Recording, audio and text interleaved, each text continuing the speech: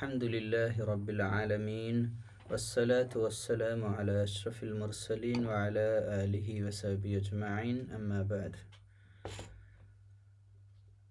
أعوذ بالله من الشيطان الرجيم بسم الله الرحمن الرحيم إذا الشمس كورت സൂറത്തു തക്വീറാണ്. സൂറത്തു തക്വീർ 81-ാമത്തെ സൂറത്താണ്. സൂറത്തു തക്വീർ, കുവ്വിറത്ത് എന്ന് പറഞ്ഞാൽ ചുരുട്ടപ്പെടുക അല്ലെ ചുറ്റിപ്പൊതിയ എന്നൊക്കെ ഒരർത്ഥത്തിലാണ്. ഇത് അന്ത്യനാളിൽ സംഭവിക്കുന്ന കാര്യമാണ്. അതെങ്ങനെയാണ് അതിൻ്റെ സ്വഭാവം എന്നുള്ളതൊന്നും നമുക്കറിയില്ല. ഇത ഷംസു, അങ്ങനെ സംഭവിച്ചാൽ എന്ന് വെച്ചാൽ അത് സംഭവിക്കാനുള്ള കാര്യമാണ്. അതിപ്പോൾ സംഭവിച്ചിട്ടില്ല. അത് സംഭവിക്കുന്നതോട് കൂടെ എന്താ സംഭവിക്കുക? ഇതൻ നുജൂമുൻ കജറത്, സൂര്യൻ അങ്ങനെ ചുരുട്ടപ്പെടുന്നതോടുകൂടി, അല്ലെങ്കിൽ അത് ചുറ്റി പൊതിയപ്പെടുന്നതോടുകൂടെ, അല്ലെങ്കിൽ അത് മറക്കപ്പെടുന്നതോടുകൂടെ നക്ഷത്രങ്ങളെല്ലാം ചിതറി വീഴാൻ തുടങ്ങും. ഇതൻ നുജൂമുൻ കജറത്, പരലോക ജീവിതത്തിലേക്കുള്ള തുടക്കം, അതിൻ്റെ ഒന്നാമത്തെ കാഹളത്തിൽ ഊതുക എന്നൊക്കെ നമ്മൾ പറയും. അപ്പോൾ ഈ അന്ത്യനാൾ സംഭവിക്കുന്ന ആ നാശം, ലോകത്തിൻ്റെ മുഴുവൻ നാശം, അതെല്ലാം ഒന്ന് അവസാനം, വേൾഡിൻ്റെ എൻഡ്, അവസാനം ഇതൊക്കെയാണ് നടക്കാൻ പോകുന്നത്. സൂര്യൻ ചുരുട്ടപ്പെടുന്നു, അല്ലെങ്കിൽ നമുക്ക് സൂര്യൻ ലൈറ്റ് ഓഫ് ആവുക എന്ന് പറയാം. സൂര്യപ്രകാശം ഇല്ലാത്തൊരവസ്ഥയിലേക്ക് വരിക, സൂര്യൻ ഒരു ദിവസം ഉദിക്കുന്നില്ല എന്ന് നമ്മൾ മനസ്സിലാക്കുക. പക്ഷെ ഇതൊന്നും നമുക്ക് ആധികാരികമായിട്ട് പറയാൻ പറ്റില്ല. കുവ്വിറത്ത് എന്ന് പറഞ്ഞാൽ ചുരുട്ടപ്പെടുക, അത് അത്ര നമ്മൾ മനസ്സിലാക്കാൻ പറ്റും. അത് എങ്ങനെയായിരിക്കും അതിൻ്റെ സംഭവം എന്നുള്ളത് അള്ളാഹു ആലം. പക്ഷേ അങ്ങനെ സംഭവിച്ചു കഴിഞ്ഞാൽ പിന്നെ നക്ഷത്രങ്ങൾ ചിതറി വീഴുന്നു.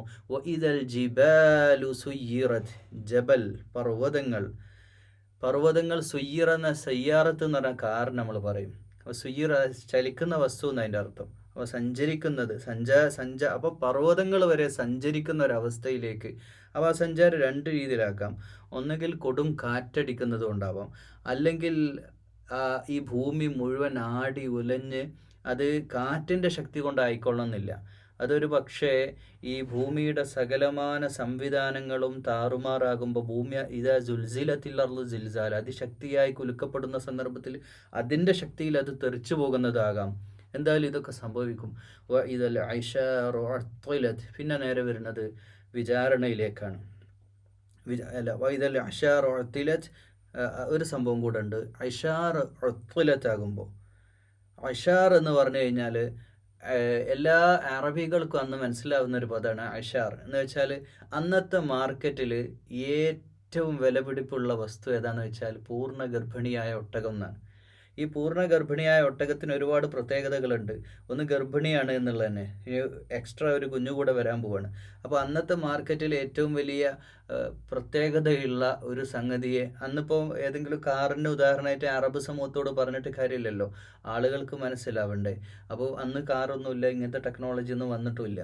അപ്പോൾ ഇന്നത്തെ കാര്യം പറയുന്നത് ഏറ്റവും നല്ല ഒരു സാമ്പത്തികമായിട്ട് നേട്ടമുള്ള ഒരു വലിയ മൂല്യമുള്ള ഒരു കാര്യം, പിന്നെ എത്രയോ വരുമാനം കിട്ടുന്ന വലിയൊരു ടൗൺഷിപ്പ് കോംപ്ലക്സ് എന്നൊക്കെ നമുക്ക് പറയാം. അത്രയും വലിയ സാമ്പത്തികമായിട്ട് നമുക്ക് ഏണിംഗ് ഉള്ള ഒരു സംഭവം ആർക്കും വേണ്ടാതെ കിടക്കുക.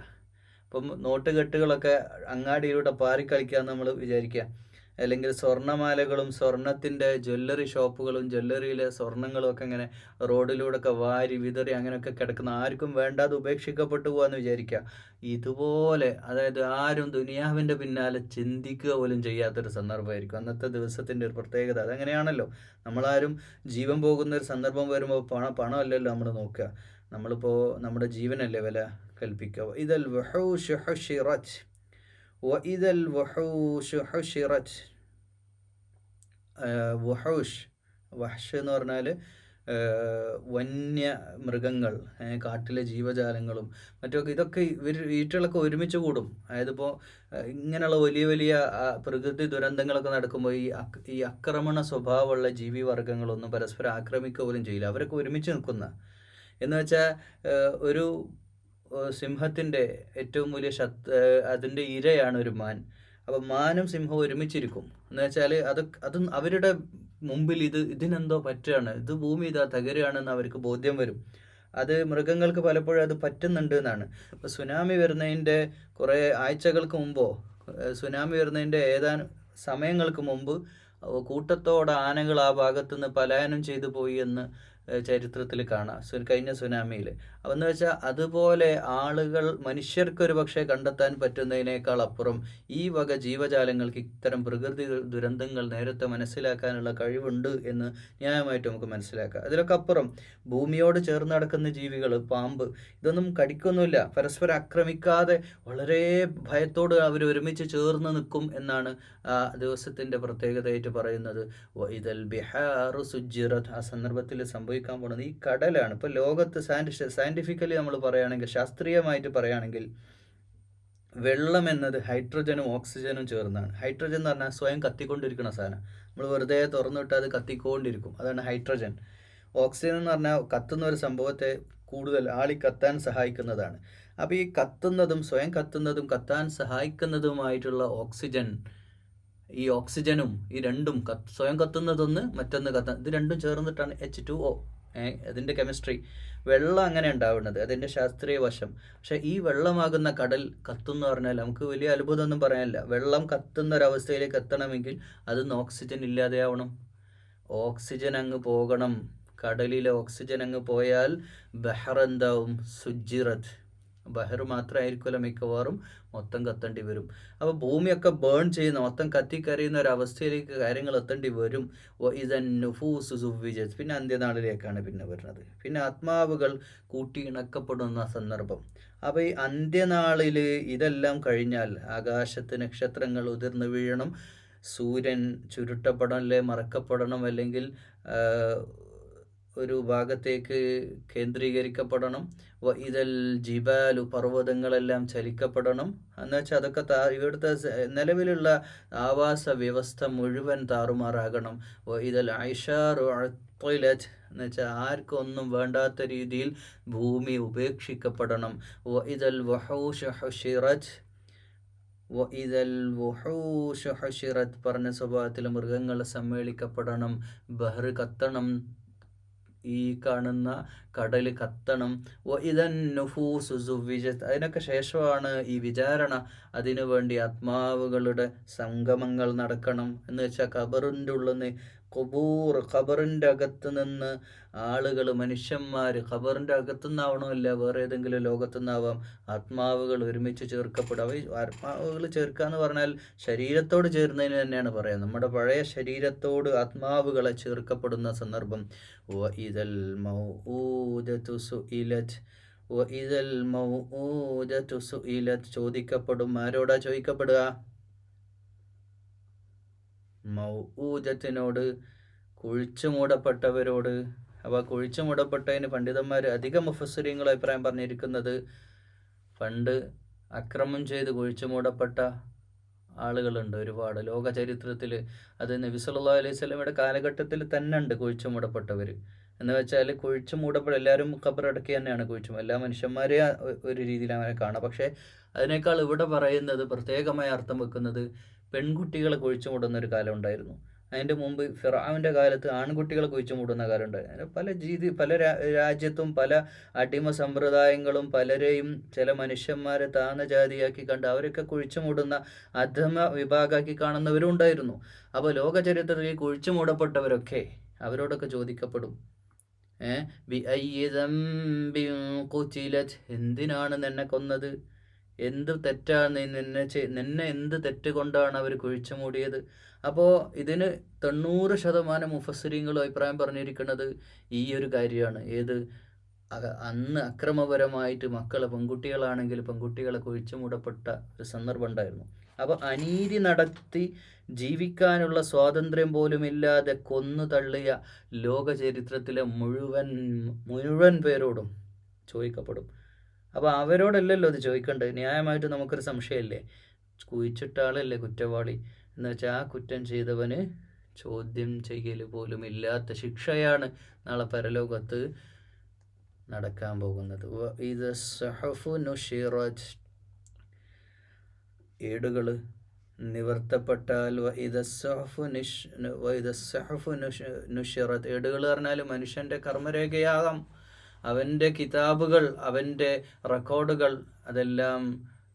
നിവർത്തപ്പെട്ട് കർമ്മപുസ്തകത്തിൻ്റെ താളുകൾ, കഴിഞ്ഞ ജീവിതത്തിൻ്റെ റെക്കോർഡ് എല്ലാവരുടെയും ഒരു സിനിമ പിടിച്ച പോലെ നമ്മുടെ ജീവിതം ജനിച്ചത് മുതൽ മരിക്കണത് വരെയുള്ള എല്ലാ കാര്യങ്ങളും എഴുതി വെച്ചിട്ടുള്ള സന്ദർഭമായിരിക്കും അത്.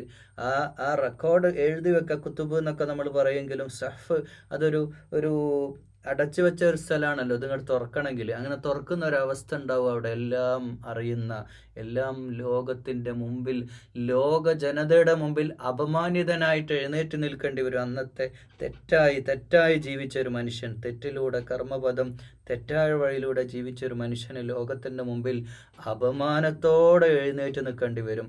നല്ല സത്യവിശ്വാസിയാണെങ്കിൽ അന്തസ്സോടുകൂടെ ഇതാ എൻ്റെ കർമ്മപുസ്തകം നോക്കൂ എന്ന് പറഞ്ഞ് നമുക്കവിടെ അഭിമാനത്തോടെ എഴുന്നേറ്റ് നിൽക്കാനും സാധിക്കും. ഓ ഇദസ്സമാഉ കുശിത്വത്, ആകാശത്തിൻ്റെ ഒരു ആവരണം. അപ്പോൾ ന്യായമായിട്ട് ആകാശത്തിൻ്റെ ആവരണം മറ നീക്കിയിട്ട് വിചാരണ ചെയ്യണമെങ്കിൽ ഭൂമി തന്നെ ആയിരിക്കണം, മറ്റൊരു ഗ്രഹത്തിലേക്ക് നമ്മളെ കൊണ്ടുപോകേണ്ട ആവശ്യമില്ല. പക്ഷെ അതൊക്കെ നമ്മൾ അനുമാനങ്ങളും ഊഹങ്ങളും മാത്രമേ പറ്റൂ, അല്ലാതെ നമുക്കൊന്നും ഉറപ്പിച്ച് പറയാനും പറ്റില്ല. ആകാശത്തിൻ്റെ മറ അങ്ങ് നീക്കും.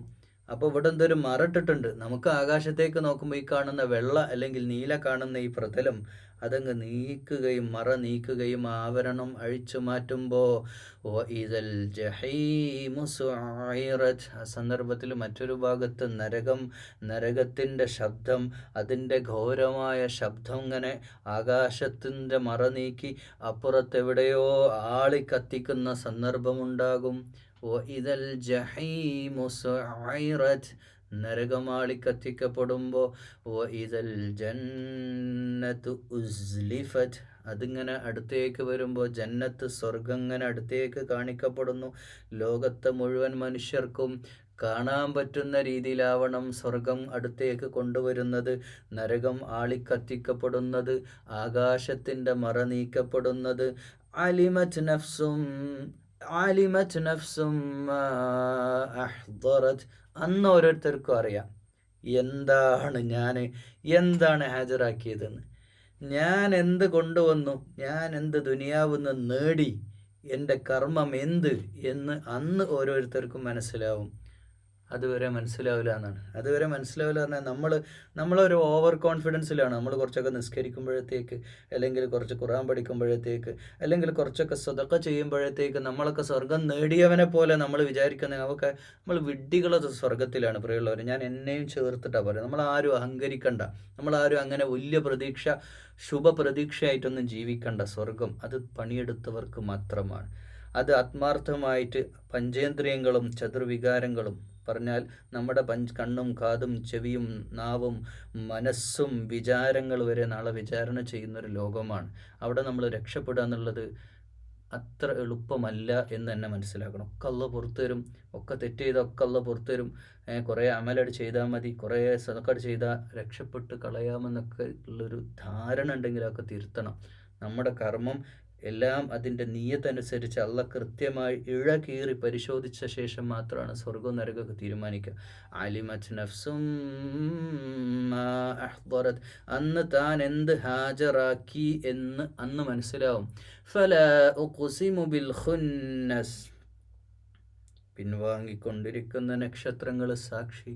ആകാശത്ത് നക്ഷത്രങ്ങൾ കാണുമ്പോൾ രാവിലെ അങ്ങനെ അത് പിൻവാങ്ങി കാണാതെ ആകുന്ന സന്ദർഭത്തിൽ ഇതൊക്കെ കാണുമ്പോൾ ഇതൊക്കെ തകരാനുള്ളതാ. സൂര്യനെ കാണുമ്പോൾ ഇത് ചുരുട്ടപ്പെടാനുള്ളതാണ്, മറക്കപ്പെടാനുള്ളതാണ്. ഈ ലോകം കടൽ കാണുമ്പോൾ ഈ കടൽ കത്തുമല്ല പടച്ചോനെ.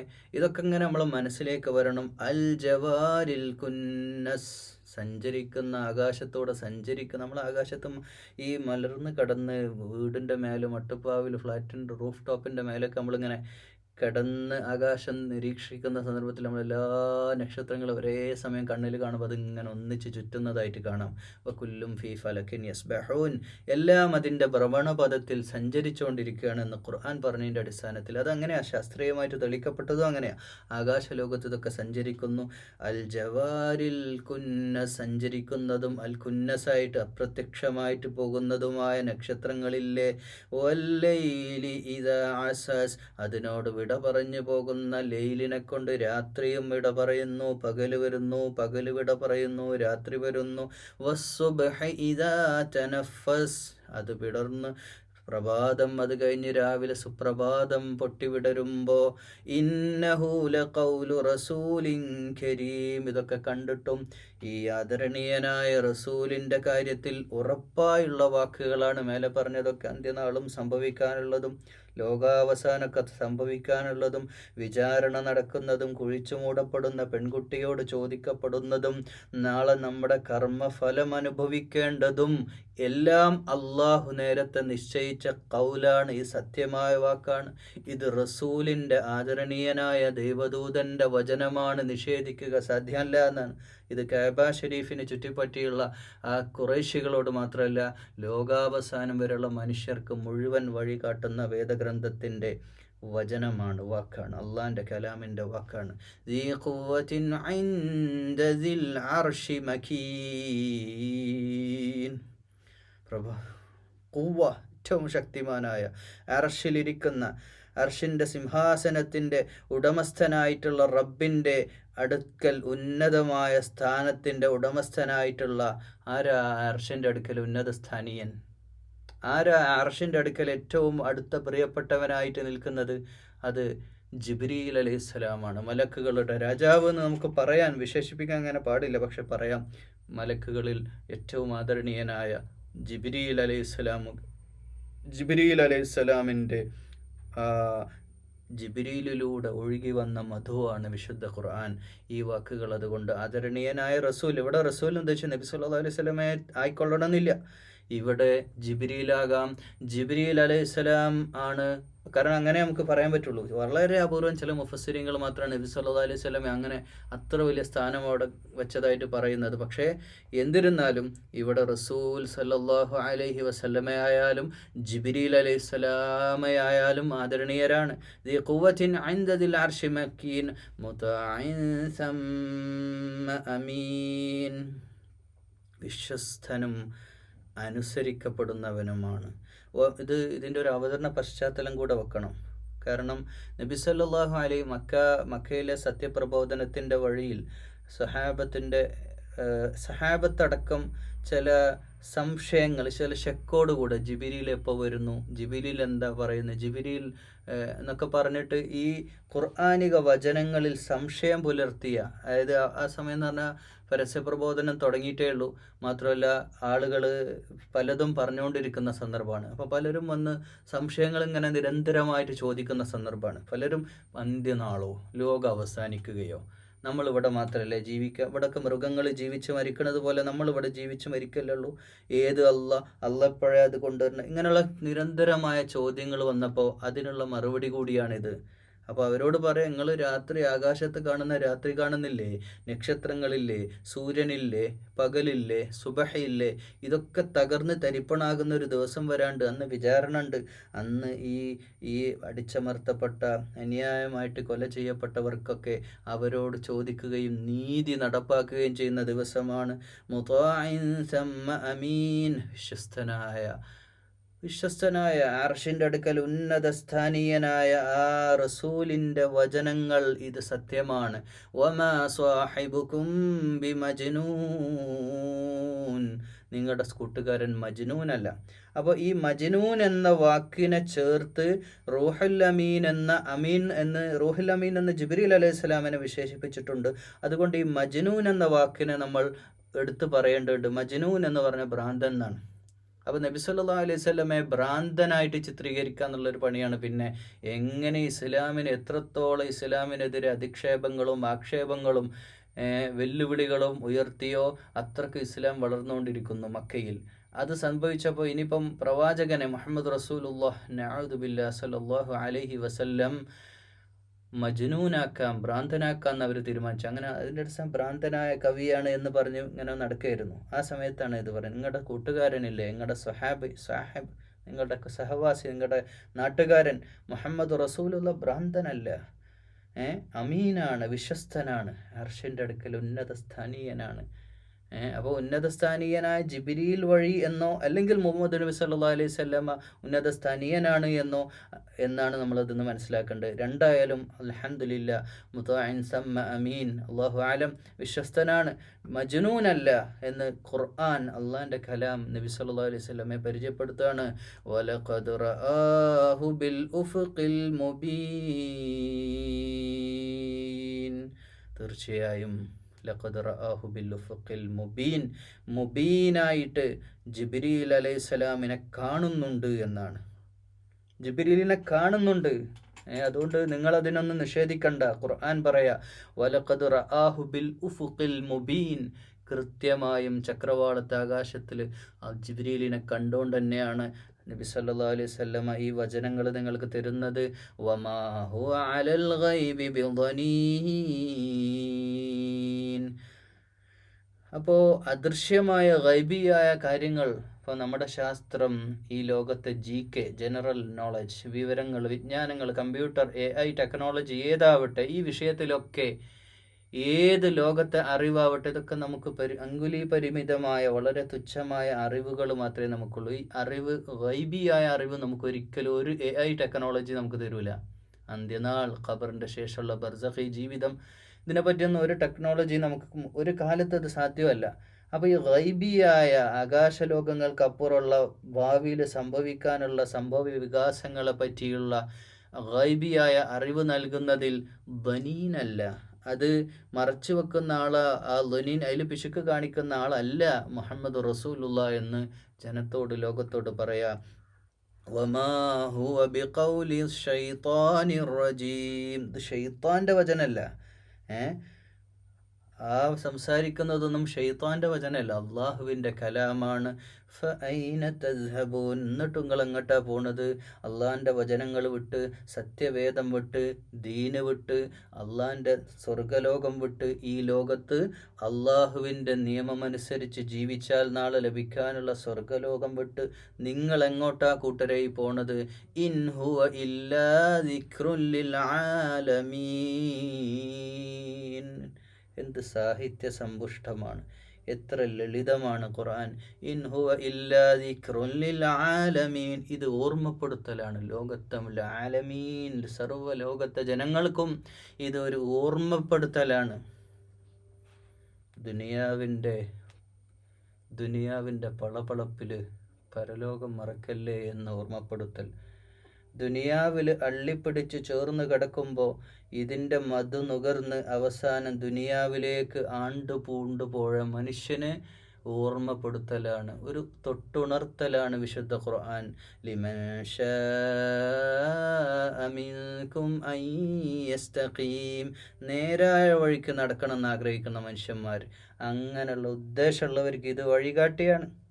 അങ്ങനെയുള്ള ഉദ്ദേശമുള്ളത് കൊണ്ടല്ലേ എൻ്റെ പ്രിയമുള്ളവർ എത്രയാ വീഡിയോ കാണാനുള്ള നമുക്ക് യൂട്യൂബിൽ, എത്രയെത്ര പരിപാടികളിൽ, എത്രയെത്ര മനോഹരമായ അതൊക്കെ മാറ്റി വെച്ചിട്ട് ലക്ഷക്കണക്കായ ആളുകൾ ഈ സംസാരം കേൾക്കുന്നുണ്ടെങ്കിൽ ഇതൊരിക്കലും സംസാരം നടത്തുന്ന ശബ്ദത്തിൻ്റെ ഉടമയുടെ മഹത്വമല്ല, ഈ സംസാരത്തിൻ്റെ പ്രഭവകേന്ദ്രം, ഈ ശബ്ദത്തിൻ്റെ പ്രഭവകേന്ദ്രമായ ഈ കലാമുള്ളയായ ഖുർആനിൻ്റെ മഹത്വമാണ്. ആ മഹത്വം മനസ്സിലാക്കിയിട്ട് ഇത് കേൾക്കാനുള്ള നിങ്ങൾ ഓരോരുത്തരും പ്രിയമുള്ളവരെ ഈ വാക്കിൻ്റെ ഗുണഭോക്താക്കളാണ്. ഈ വാക്ക് നിങ്ങളുദ്ദേശിച്ച പറഞ്ഞത്, എന്നെയും നിങ്ങളെയും ഉദ്ദേശിച്ചാണ്. ലിമൻ ശാഅ മിൻകും അൻ യസ്തഖീം, നേർവഴിയിൽ ചരിക്കണമെന്നും അള്ളാഹിൻ്റെ മുമ്പിൽ നാളെ കർമ്മം ഒരുപാട് സൽക്കർമ്മവുമായിട്ട് നാളെ റബ്ബിൻ്റെ മുമ്പിൽ എത്തിയിട്ട് സ്വർഗം നേടണമെന്ന ആഗ്രഹവുമായിട്ട് ജീവിക്കുന്നവർക്ക് ഇതൊരു ഓർമ്മപ്പെടുത്തലാണ് വിശുദ്ധ ഖുർആൻ. ഈ ദിക്റുൻ ലിൽ ആലമീനാണ്. അതാർക്ക്? യസ്തഖീം, സത്യവഴിയിൽ നേരായ വഴിക്ക് ജീവിച്ച് നേർവഴി പ്രാപിക്കണം എന്ന് ആഗ്രഹിക്കുന്ന ആളുകൾക്ക്. അല്ലാത്തവനക്ക് ഇതുകൊണ്ട് ഒരു ഉപകാരമില്ല, ഒരു ഉപകാരമില്ല. അവനിനി എത്ര ഖുർആൻ പഠിച്ചിട്ടും കാര്യമില്ല, ഒന്നും ഒരു കാര്യമില്ല. സത്യത്തിൻ്റെ വഴിയിൽ ജീവിക്കണമെന്നും ആ വഴിയിൽ എന്ത് ത്യാഗത്തിനും തയ്യാറാണ് എന്ന ഉറച്ച വിശ്വാസത്തോടെ മുന്നോട്ട് പോകുന്ന ഓരോ വിശ്വാസിക്കും ഖുർആൻ വഴികാട്ടിയാണ്. ഹുദൻ ലിൽ മുത്തഖീൻ. വമാ തശാഊന ഇല്ലാ അൻ യശാ അല്ലാഹു റബ്ബുൽ ആലമീൻ. ഇത് നമ്മൾ പേടിച്ചോണ്ട് ഭയത്തോടു കൂടെ കൽബ് പടച്ചോണ്ട് മാത്രം ഓതേണ്ട ആയത്താണ്. വമാ തശാഊന ഇല്ല അൻ യശാ അല്ലാഹു റബ്ബുൽ ആലമീൻ. റബ്ബുൽ ആലമീനായ റബ്ബ് ഉദ്ദേശാലല്ലാതെ നിങ്ങൾക്ക് ഉദ്ദേശിക്കാനും കഴിയില്ല. നിങ്ങൾക്ക് അങ്ങനെ ഒരു വഴിയിൽ സത്യത്തിൻ്റെ വഴിയിൽ നേരാഴ വഴിക്ക് ഹിദായത്തിൽ ജീവിക്കണമെന്ന് നിങ്ങൾ ആഗ്രഹിക്കണമെങ്കിൽ ആ ആഗ്രഹത്തിൻ്റെ പിന്നിൽ നിങ്ങളുടെ മനസ്സിനെത്തിക്കുന്നത് അള്ളാഹുവാണ്. അതിനും അള്ളാഹുവോട് ദുആ ചെയ്യണേ പ്രിയമുള്ളവരെ, ഞാനും നിങ്ങളും. അതിനും അള്ളാഹിനോട് പ്രാർത്ഥിക്കണം. എന്തിന്? അള്ളാഹു ഹിദായത്തിലാക്കണേ അള്ളാഹുവെ കൽബ് തെറ്റിച്ച് കളയല്ലേ ഈ ദീനിൽ ഞങ്ങളുടെ കൽബിനെ പിടിച്ചു നിർത്തണേ വിശ്വാസപരമായിട്ട് ഈമാൻ വിട്ട് കളഞ്ഞു പോകുന്ന അവസ്ഥയിൽ ഞങ്ങളെ കൊണ്ടെത്തിക്കല്ലേ അള്ളാഹുവെ വിശ്വാസം ഞങ്ങളുടെ മനസ്സിലേക്ക് നിറക്കണേ അള്ളാഹുവെ ഈമാനോടുകൂടെ ജീവിച്ച് ഈമാനോടുകൂടെ മൗത്താക്കണേ കലിമത്തു തൗഹീദ് ഉച്ചരിച്ചു കൊണ്ട് അഷ്ഹദു അല്ലാ ഇലാഹ ഇല്ലല്ലാഹ് വ അഷ്ഹദു അന്ന മുഹമ്മദുർ റസൂലുള്ളാഹ് എന്ന കലിമ ചൊല്ലിക്കൊണ്ട് മുഅ്മിനായി മുത്തഖിയായി മരണപ്പെടാൻ അള്ളാഹുവെ ഞങ്ങൾക്ക് എല്ലാവർക്കും തൗഫീഖ് ചെയ്യണേ അല്ലാഹുമ്മ റബ്ബന അജർനാ മിനന്നാർ അല്ലാഹുമ്മ റബ്ബന അദ്ഖിൽനൽ ജന്ന യാ റബ്ബൽ ആലമീൻ അല്ലാഹുമ്മ റബ്ബന ആതിനാ ഫിദ്ദുനിയ ഹസനതൻ വഫിൽ ആഖിറതി ഹസനതൻ വഖിനാ അദാബന്നാർ اللهم ربنا تقبل منا إنك أنت السميع العليم وتب علينا إنك أنت التواب الرحيم آمين آمين برحمتك يا أرحم الراحمين. السلام عليكم ورحمة الله.